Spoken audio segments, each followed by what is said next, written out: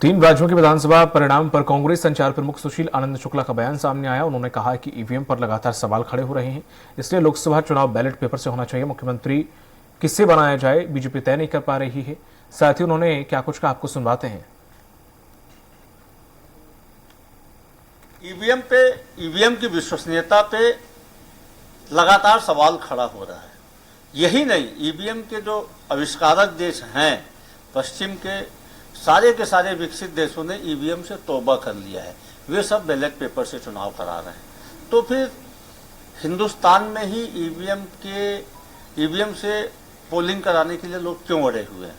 चुनाव आयोग को चाहिए कि जब इसकी विश्वसनीयता पे सवाल खड़ा हो रहा है, देश का एक बड़ा वर्ग नहीं चाहता है कि ईवीएम से चुनाव हो, तो ईवीएम से निजात पाया जाना चाहिए और बैलेट पेपर से चुनाव होना चाहिए।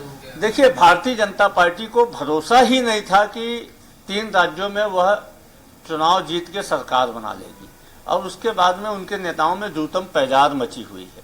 ये तय करने की स्थिति में नहीं है कि किसे मुख्यमंत्री बनाया जाए। ये भारतीय जनता पार्टी की हकीकत है। भारतीय जनता पार्टी धोखे से सत्ता प्राप्त की है।